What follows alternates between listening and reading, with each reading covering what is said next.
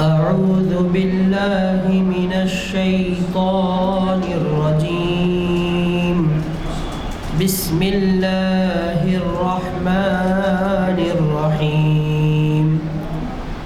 أفحسبتم أنما خلقناكم عبثا وأنكم إلينا لا ترجعون. فتعالى الله الملك الحق لا إله إلا هو رب العرش الكريم. صدق الله العظيم. رحمۃ اللہ وبرکاتہ. آج 16 اکتوبر 2024 عیسوی مطابق 12 ربیع الثانی 1446 ہجری بروز چہارشنبہ بعد نماز عصر کانفرنس ہال مسجد عالیہ گن فاؤنڈری میں محفل اقبال شناسی کی 1180ویں نشست ہے. آج کا عنوان ہے اللہ، کلمۃ اللہ اور کلام اقبال اعلیٰ. آج کے مقرر ہیں ہمارے جانے پہچانے بہت قدیم جو ابتدا سے آتے ہیں جناب ضیاء الدین نیر صاحب. یہ تعارف کے محتاج نہیں، میں زیادہ وقت لینا نہیں چاہتا. 6 بجے تک اپنے کو لیکچر کرنا ہے. 6 سے 5 وہی 5 کم 6 جو ہے تو میں زیادہ وقت نہیں لوں گا. جناب محمد ضیاء الدین نیر صاحب سے میں ادباً گزارش کرتا ہوں کہ وہ ڈائس پر آئے اور بہت ہی اچھا ہے آج کا عنوان، اس پر روشنی ڈالیں، ہم سب کو مخاطب فرمائیں. الحمد لله نحمده ونستعينه ونستغفره ونؤمن به ونتوكل عليه ونعوذ بالله من شرور أنفسنا ومن سيئات أعمالنا. من يهده الله فلا مضل له ومن يضلل فلا هادي له. وأشهد أن لا إله إلا الله وحده لا شريك له وأشهد أن محمدا عبده ورسوله. أما بعد. بزرگان محترم، علماء عالی مقام، افتخار حسین صاحب اور ہمارے عزیز دوستو، السلام علیکم ورحمۃ اللہ وبرکاتہ. آج کا عنوان فکر اقبال سے بہت زیادہ معلوم ہے اور اس بات کا تجزیہ ہے کہ مسجد میں اقبال کو لانے سے واقعی بڑا فائدہ ہوا. اس پہلو پر جبکہ ہم اسلام کو ایک دعوت کے طور پر لوگوں کے سامنے پیش کرنا چاہتے ہیں. ہوا یہ کہ گزشتہ صدی میں یعنی 18ویں صدی میں ہوا یہ کہ مغلیہ سلطنت کا زوال ہو گیا. مغلیہ سلطنت کا زوال ہو گیا اور خصوصاً آپ جانتے ہیں کہ اورنگزیب عالمگیر علیہ الرحمہ 1757 میں ان کا انتقال ہوا اور وہ حکومت جو برسہ برس سے چل رہی تھی اورنگزیب عالمگیر کے گزر جانے کے 50 سال کے اندر مغلیہ سلطنت کے جو بعد میں جو حکمراں آئے وہ پٹاپٹ گر گئے. جیسا دکن میں ہم پٹاپٹ بولتے ہیں نا، ٹکے نہیں کوئی بھی. کب زوال مغلیہ سلطنت کے بعد. ارے ایسا کیسا ہوا بھائی؟ اتنے اچھے شاندار بلڈنگ بنائے، کون نہیں جانتا آج کے اتنے دنوں کے بعد بھی تاج محل اور دیگر عمارتیں جو یادگار ہیں ہمارے کو اس بات کی تمانیت دیتے ہیں، فرق دیتے ہیں کہ کیا بات ہوئی کہ بہت ہی مختصر کے اندر اورنگزیب عالمگیر کے جانشین پٹاپٹ گرتے چلے گئے اور آخر جو بادشاہ تھے ان کا نام بہادر شاہ ظفر، وہ بھی گزر گئے. آپ دلی کے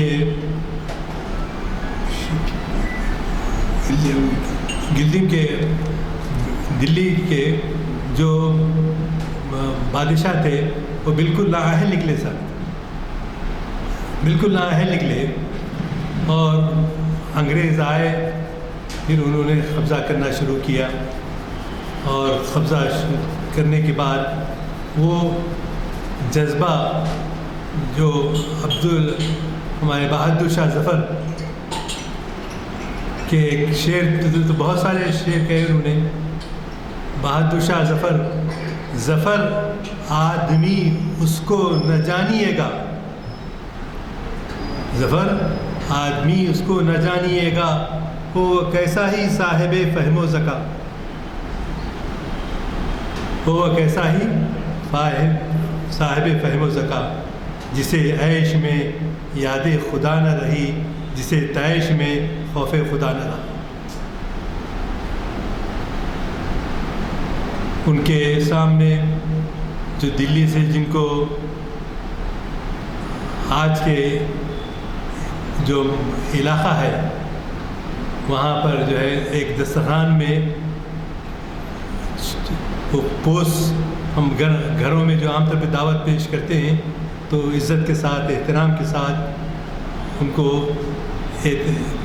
پیش کرتے ہیں، لیکن ان کمبختوں نے بہادر شاہ ظفر کو جو دسترخوان جو پیش کیا اس میں 2 سر کس کے تھے؟ بہادر شاہ ظفر کے بیٹے کے تھے۔ ایسا زوال جو توقع نہیں کر سکتے، جنہوں نے دلی کو نہیں لوٹا، ہاں انگریزوں نے لوٹا لیکن مغلوں نے نہیں لوٹا۔ ان مغلوں کی حکومت اس قدر جو زوال پذیر ہوئی، ایسا ہوا کہ مسلمانان ہند جو ہے بالکل کمزور پڑ گئے، اور اس کے بعد انگریز آنے لگے۔ انگریز آ کر وہ جو ہے اپنی حکومت قائم کرنا چاہتے تھے۔ مغلیہ سلطنت کے جو بادشاہ آئے تھے انہوں نے یہاں دلی کو نہیں لوٹا، یہاں کے ہیرو جواہرات وغیرہ کو نہیں لوٹا، لیکن انگریز لوٹے۔ ایک اس کے عوض وہ دنیا میں کوئی ہم لوگوں کو نقصان نہیں پہنچایا۔ آج اگر کوئی ہمارے غیر مسلم بھائی یہ الزام لگاتے ہیں کہ بہت جو ہے سامان کو جو ہے لوٹ کر، جو لندن گئے ہیں وہاں کے میوزیم کو دیکھے ہیں، اس میوزیم کے اندر ایسے جوہر اور آپ کے ٹیپو سلطان کے تلواریں، حیدر علی کی تلوار اور بہت ساری چیزیں، آپ کا حیدرآباد گولکنڈے کا کوہ نور، یہ سب لے کے گئے۔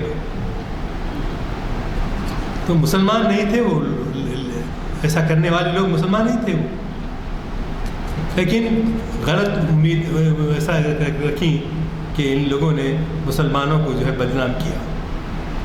کس دور کے؟ جو مغلیہ سلطنت کے لوٹنے کے بعد جنہوں نے،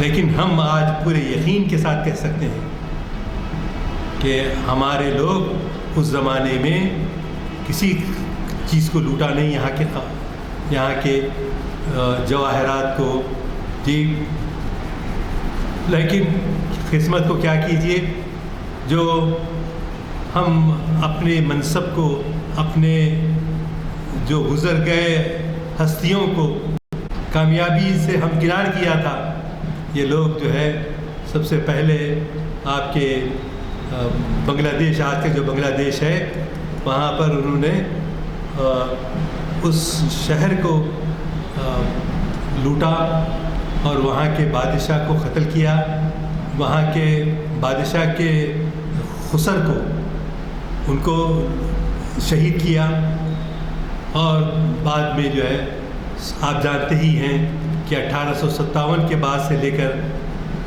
1947 تک بھی وہ لوگ ہندوستان کی دولت کو لوٹتے رہے، ہندوستان کی دولت کو لوٹتے رہے. ان کا تو محاسبہ نہیں کرتے آپ محاسبہ کس کا کر رہے ہیں؟ جو بے قصور ہیں، جنہوں نے کوئی چیز لوٹی نہیں تھی، جو ہندوستان کو اپنا ہندوستان سمجھتے تھے، انہوں نے لوٹا نہیں. تو ایک لطیفہ یاد آ رہا ہے، ان لوگوں کا معاملہ یہ تھا. اب آج پورے ہندوستان میں آپ جیسا حیدرآباد لے لیجئے، حیدرآباد میں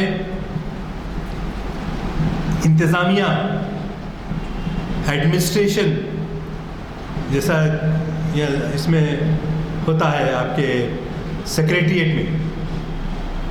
آج کل چیف سیکریٹری تو عورت، ہندو عورت ہے. ان میں بھی ایسے جوہرت رکھنے والے ہیں کہ وہ لوگ حکومت کر سکتے ہیں، عورت ہیں. تو وہ اس زمانے میں جب انگریزوں کی حکومت تھی تو انہوں نے کیا کیا، ایڈمنسٹریٹر کو قائم کیا.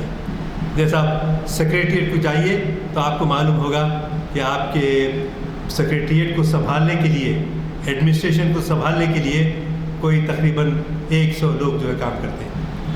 اس وقت ہندوستان میں انگریزوں کو پر حکومت کرنے کے لیے 1000 تقریباً سمجھ لیجئے 1000. اب IAS بولتے ہیں، IPS بولتے ہیں، IRS بولتے ہیں ہم جن کو، لیکن اس وقت کے نام ذرا تھوڑا سے الگ ہے. تو اس میں انگریزوں نے کالے لوگوں کو، ہم میں سے جن کا رنگ کالا سمجھا جاتا تھا، جی ہم کو اس قابل نہیں سمجھا جاتا تھا. ہم انگریزوں کے غلام تھے، ہم انگریزوں کے غلام تھے. ان غلاموں میں سے چند لوگ پڑھے لکھے تھے اور وہ ایڈمنسٹریشن کو جانتے تھے.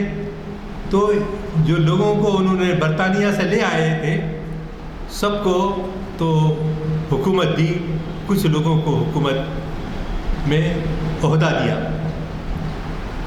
ہوا یہ کہ وہ کالے کلوٹے حکومت میں سلیکٹ کیے گئے تھے. کہاں؟ ہندوستانی کو، کیونکہ رنگ ان کا کالا تھا تو لہذا ان کو کالے سمجھتے. ان کے پاس اب آپ دیکھتے ہیں کہ یہاں حکومت جو قائم کرتے ہیں ان لوگوں کے لیے اسپیشل کاٹیجز بنائے جاتے ہیں. تو اسپیشل کاٹیجز میں وہ کالے صاحب کو بھی موقع دیا گیا، آپ یہاں رہیں، یہاں مقیم رہیں، کیونکہ آپ ایک معزز آدمی ہیں، لہٰذا آپ کو ہم جو ہے یہ آپ کو کلیکٹر کا عہدہ دیتے ہیں، آپ جو ہے آپ انگریزوں کا ساتھ دینا. تو انہوں نے کہا اچھی بات ہے بھی. تو ایک کوارٹر کے بازو دوسرا کوارٹر، دوسرا کوارٹر کے بازو تیسرا کوارٹر ہوتا تھا. تو جس طرح سے ایک خان صاحب کے آپ کے گھر کو گئے ہوں گے تو ان کا ایک کوارٹر تھا، اور ایسے کچھ مسلم آفیسرس ہیں جن کو جو ہے انگریزوں نے حکومت کے عہدیدار سمجھ کر ان کو جو ہے ایک کوارٹر دیا. اس کوارٹر صاحب اپنے بچے کو لے کر کوئی کال بیل بجایا تو انہوں دروازہ کھولنے گئے. اور اس زمانے میں اور آج بھی آپ کے مدراسی جو لوگ ہوتے تھے لنگ پہنتے تھے. لنگ پہن کر بچے کو گود میں لے کر وہ جو ہے دروازہ کھولے کال بیل پر.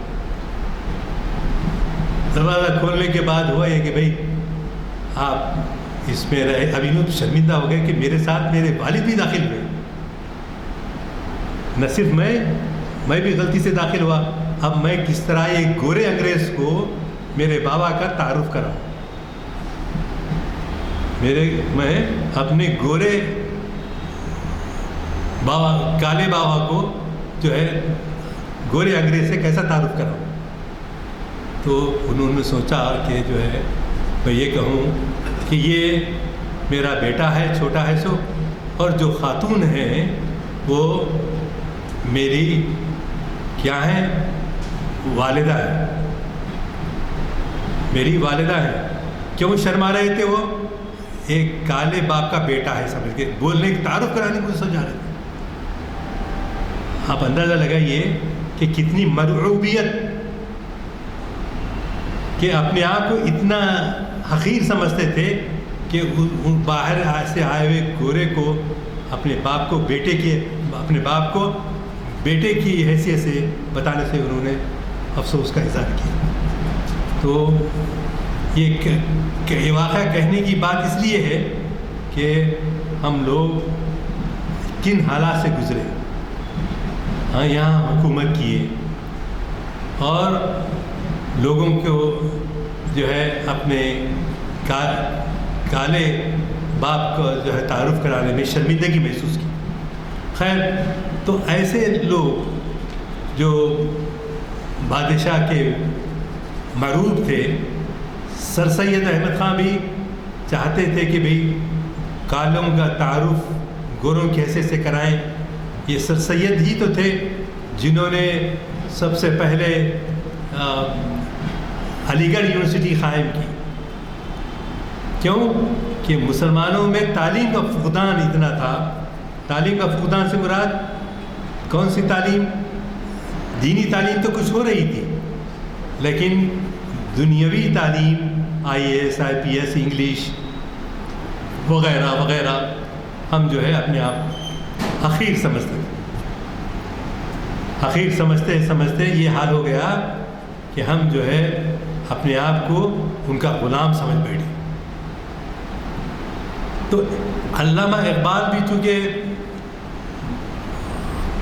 سر سید احمد خان کے زمانے کے ہی تقریباً، انہوں نے کوشش کی کہ یہ مروبیت ختم ہو جائے اور اعلاء کلمت اللہ کی بلندی کا جو ہے لوگوں میں یہ احساس پیدا کیا جائے. ہم کسی کے غلام نہیں ہیں، ہم انگریزوں کے غلام نہیں ہیں، ہم یہاں کے باشندوں کے غلام ہیں، ہم بھی ان کے برابر کے شہری ہیں.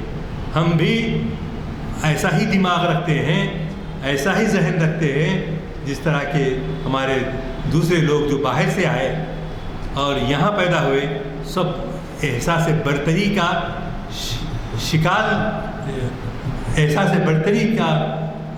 شکار ہو کر اپنے آپ کو مجبور نہ سمجھے. تو برادران عزیز، اس کی وجہ کیا ہے؟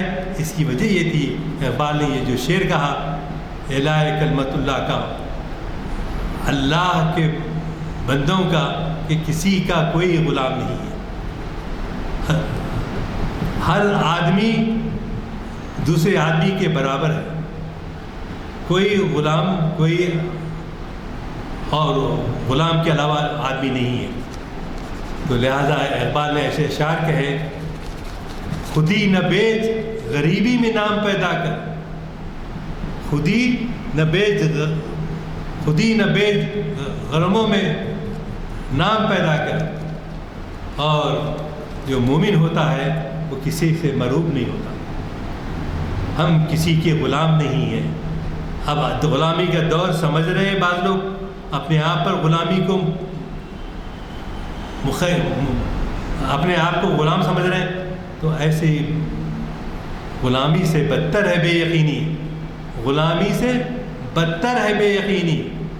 کیونکہ ہر مسلمان، ہر انسان دوسرے کا غلام نہیں ہے، بلکہ برابر کا حق رکھتا ہے. اللہ کے شعروں کو آتی نہیں روباہی.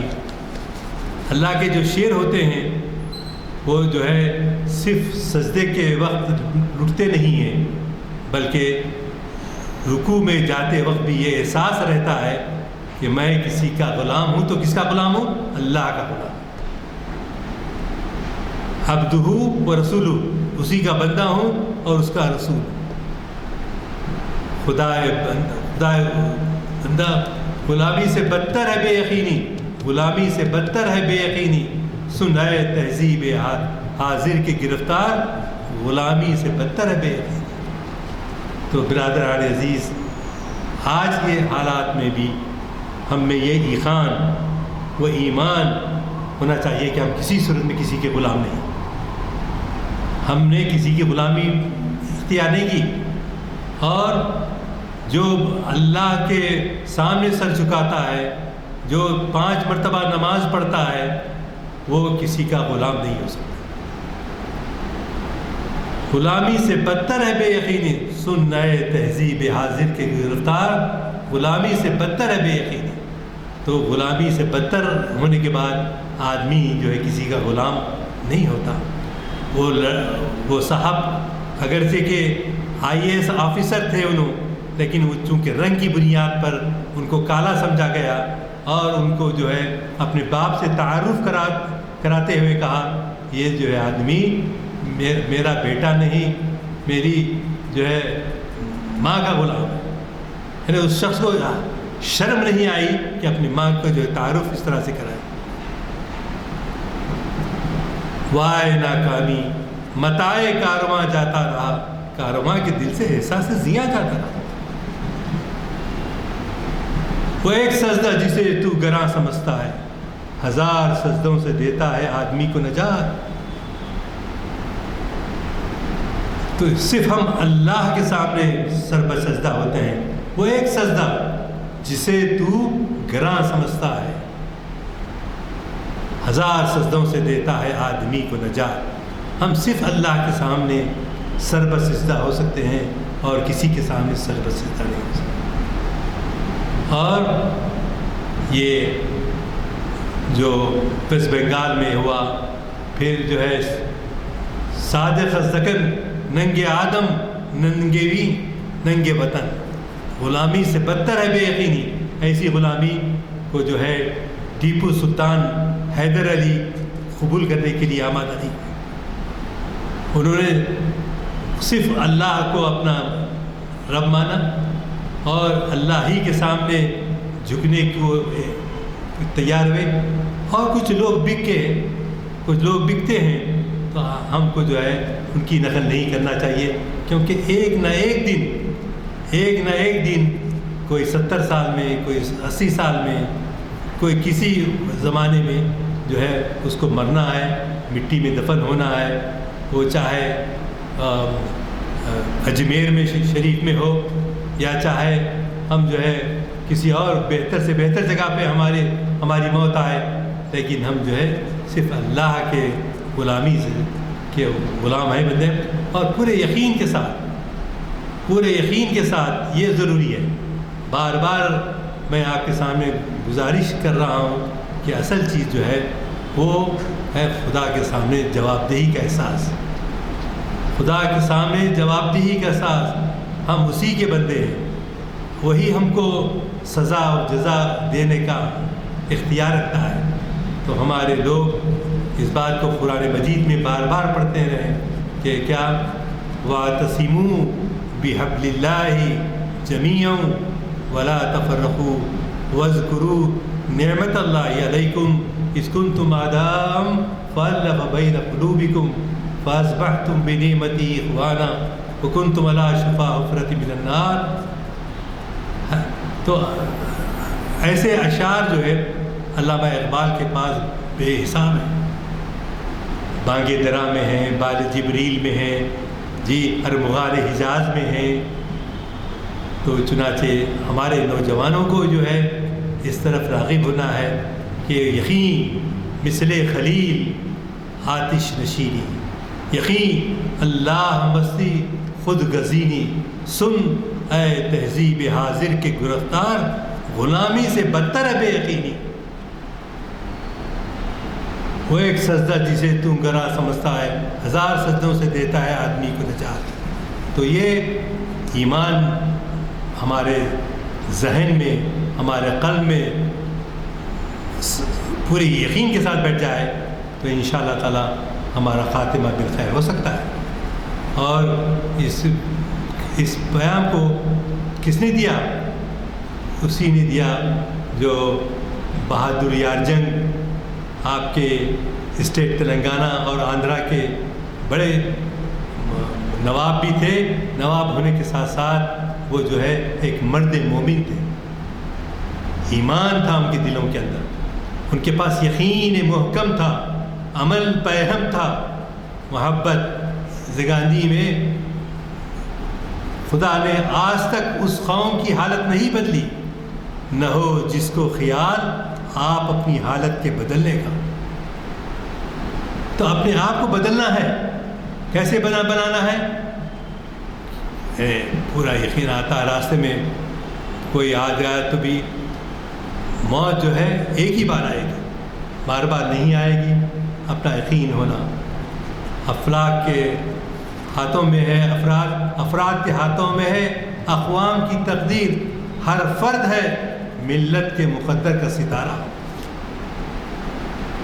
افلاک کے ہاتھوں میں ہے، اقوام کی تقدیر، ہر فرد ہے ملت کے مقدر کا ستارہ، ہر فرد۔ اب یہ بولنا کہ مولانا ہی جو ہے ہمارے کو بچانے والے ہیں، جی نہیں، بلکہ مولانا کی پیروی کرتے ہوئے ان نمازوں کے اندر، ان سجود کے اندر یہ یقین محکم ہو، جس طرح سے آپ کے سامنے بارہا حضرت ابراہیم علیہ السلام کے واقعہ اور حضرت اسماعیل ذبیح اللہ کا واقعہ، کہ کس طرح سے کس یقین کے ساتھ انہوں نے، جب ان کے ابا جان نے کہا چلو میں ذبح کرتا ہوں تمہیں، تو ان کے حقیقی جو بھائی تھے انہوں نے کہا ابا جان آپ عبداللہ کو لے کے نہیں جا سکتے، ان کو قربان نہیں کر سکتے، وہ میرا حقیقی بھائی ہے۔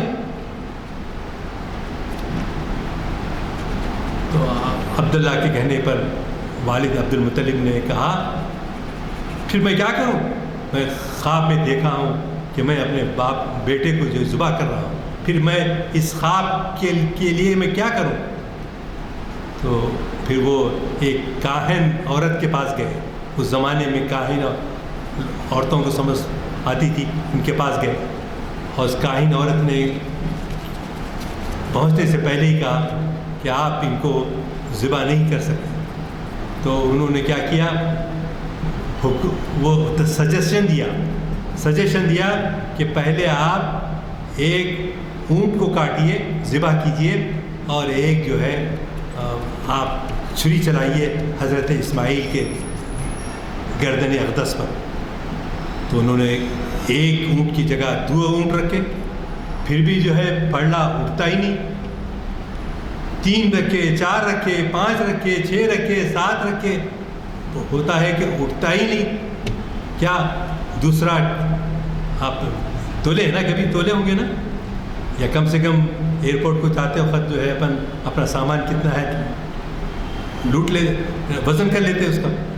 تو اس طرح ان کے 9 اونٹ ہو گئے، ہونے کے بعد اس کاہن نے کہا 10ویں اونٹ پر یہ اونٹ برابر ہوگا، یہ پڑلے دونوں برابر ہوں گے۔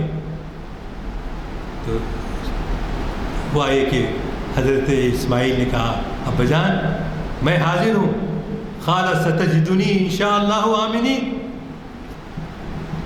بلا شبہ میں سجدہ سجود ہو جاؤں گا اگر آپ مجھے اللہ کے راستے میں قربان کرتے ہیں۔ تو آپ حضور صلی اللہ علیہ وسلم کے باپ حضرت عبداللہ کیا کہتے تھے، میں دوہرا ہوں، کیونکہ حضرت عبداللہ کا بھی ذبیح ہوں، ہم جو قربانی کرتے ہیں، اور میں حضرت اسماعیل کا بھی ذبیح ہوں۔ 2 مرتبہ میری تاریخ میں مجھے 2 دفعہ اللہ نے بچایا، ان کی مگر اخلاص کی کیفیت ایسی تھی کہ اللہ نے اس کو قبول فرمایا۔ سورتوں میں کئی جگہ قرآن پاک میں بار بار اس واقعے کا ذکر کیا گیا ہے، کاش آپ لوگ ضرور اس کو پڑھیے کہ کس طرح سے حضرت ابراہیم علیہ السلام نے حضرت اسماعیل علیہ السلام کو قربان کیا، کس طرح سے حضرت عبداللہ نے حضور اکرم صلی اللہ علیہ وسلم کو ذبیح ہونے کے لیے چھری چلائی تو اللہ نے ان کو اٹھا لیا، اللہ نے اٹھا لیا۔ تو 2 مرتبہ آپ کی زندگی کے اندر ہم اپنے ذرا ٹٹولیں تو ایمان، ہمارا ایمان کتنا کمزور ہے، وہ یقین ہے کیا ان کے جیسا تھا؟ نہیں ہے۔ ہم یقیناً ہم میں وہ ایقان پیدا ہو سکتا ہے. کس بات کا ایقان؟ کہ اللہ کی مرضی ہو تو ہی اللہ ہم کو ذبح کرے گا، اللہ کی مرضی ہوتی ہی ہم کو جو ہے اللہ کا مقبول بن. یا اسماعیل ذبیح اللہ، حضرت اسماعیل ذبیح اللہ، ان کی ہی اولاد میں آئے حضرت حسین رضی اللہ تعالیٰ، جنہوں نے اپنے آپ کو پیش کر دیا. تو برادران عزیز، یہ واقعات کے اندر بہت ساری ایسی چیزیں ہیں جو ہمارے ایمان کو تازہ کرتی ہیں. ان تازہ خداؤں میں بڑا سب سے وطن ہے. آج کل لوگ یہ بولتے ہیں کہ زمین جو ہے اور زمین کی جگہ فلاں چیز جس میں کوئی حیثیت نہیں ہے، جن کے ایمان کی کمزوری کا یہ عالم ہے کہ معمولی چیزوں کے سامنے جھک جاتے ہیں، معمولی چیزوں کے سامنے. تو اللہ کے وہ علامہ اقبال کے وہ شعر یاد آ رہے، یا وسعت افلاک میں تکبیر مسلسل، یا وسعت افلاک میں تکبیر مسلسل، یا خاک کی آغوش میں تسبیح و مناجات. یہ ربائی سمجھ گئے تو آج کا عنوان سمجھ گیا. آج کی یہ ربائی سمجھ گئے تو مطلب ہوا کہ یہ ربائی اقبال نے کیسے کہی. یا وسعت افلاک میں تکبیر مسلسل. وسعت افلاک آسمان، ہم خالی وہ جو ہے اندرا جی کا وہ کہتے ہیں کہ وہاں سے جب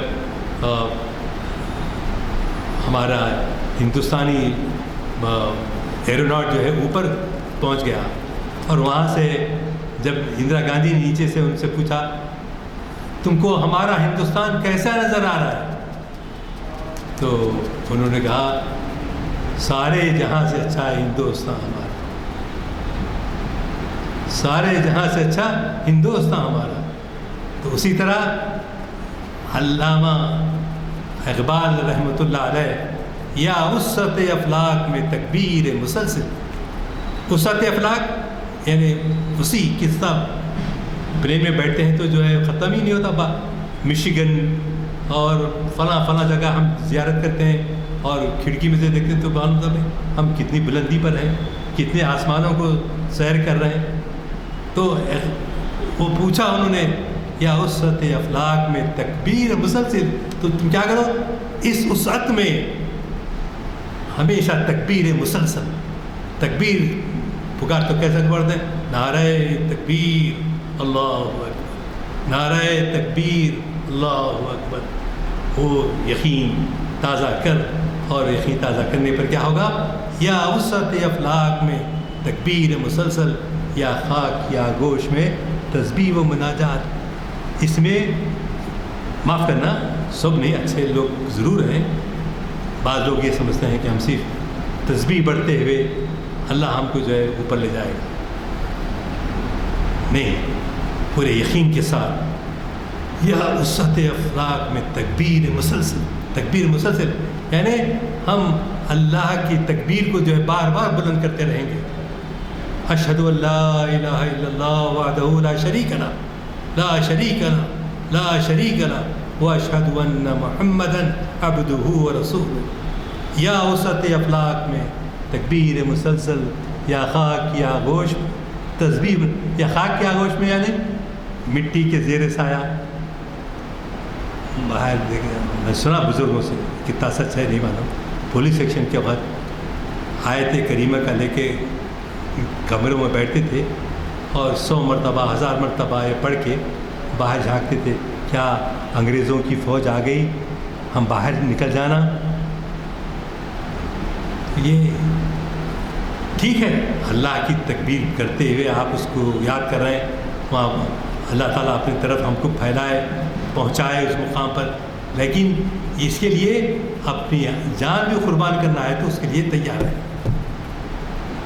یا وسعت افلاک میں تکبیر مسلسل، یا خاک کی آغوش میں تسبیح و مناجات. وہ مذہب مردان خدا کا وہ خدا مست، یہ مذہب ملا و جمادات۔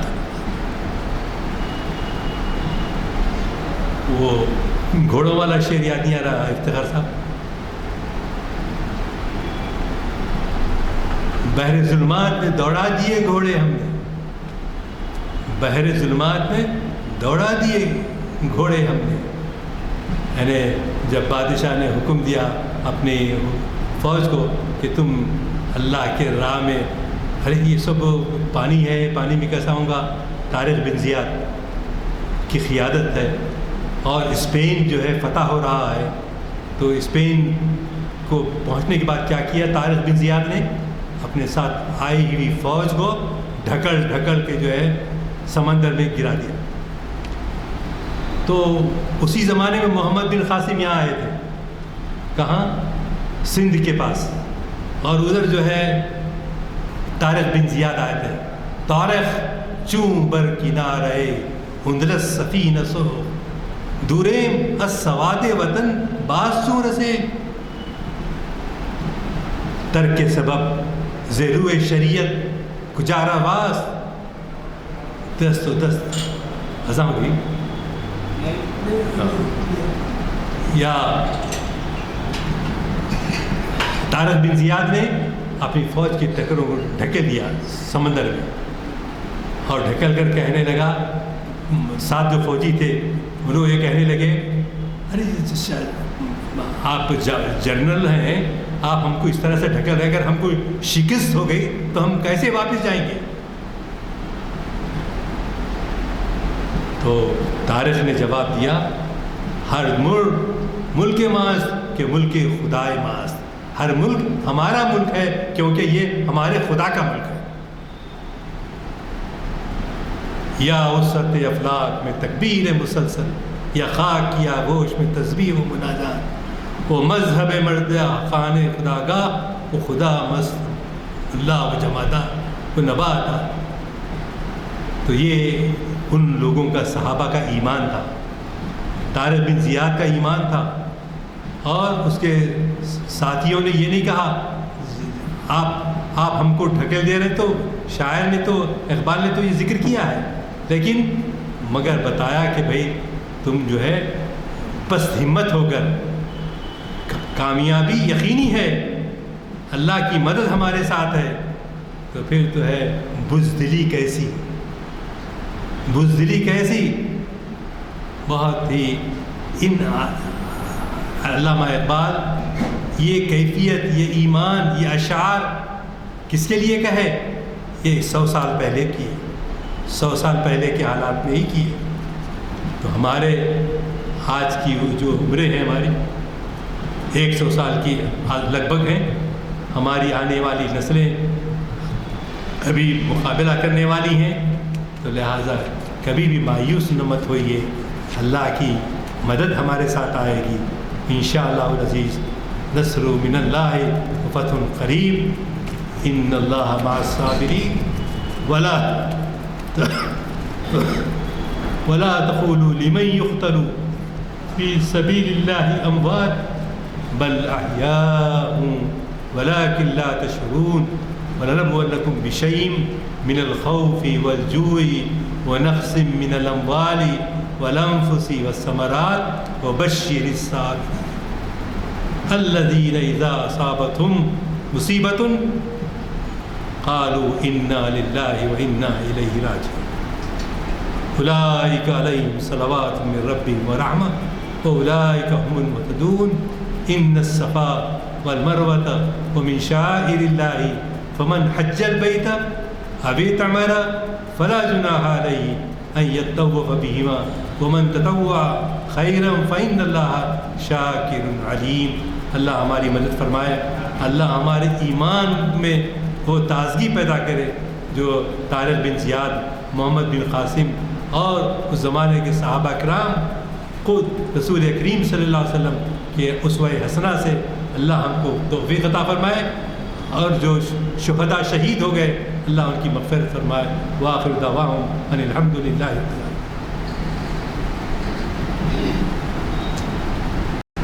ورحمۃ اللہ۔ ماشاء اللہ الحمدللہ بہت ہی اچھا تھا بیان آپ کا، ہماری معلومات میں اضافہ ہوا، بہت عمدگی سے اچھی طریقے سے جو ہے واقعات بیان کیے ہیں آپ۔ ہماری دعا ہے کہ اللہ آپ کی عمر دراز کرے، آپ کے علم میں ترقی اور برکت فرمائے، اور ہم کو بار بار آپ سے سننے کا موقع عطا فرمائے، اور ہمیں طاقت دے، ہمیں ہدایت دے کہ ہم جو بھی سنتے ہیں وہ دوسروں تک پہنچانے کی ہم کو صلاحیت عطا فرمائے۔ الحمدللہ الحمدللہ رب العالمین۔ اللہم صلی علی سیدنا محمد وعلی آل سیدنا محمد وبارک وسلم۔ ربنا آتنا فی الدنیا حسنۃ وفی الآخرۃ حسنۃ وقنا عذاب النار وادخلنا الجنة مع الأبرار یا عزیز یا غفار یا رب العالمین۔ رب اغفر وارحم وانت خیر الراحمین۔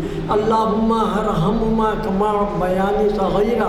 رب اغفر لی رب اغفر لی رب اغفر لی یا الہ العالمین یا رحم الراحمین۔ ہماری ہدایت دے، توفیق دے، سچی توبہ کر لے، ہم سے توبۃ النصوح کروا لے جو تیرے دربار میں قبول و منظور ہو جائے۔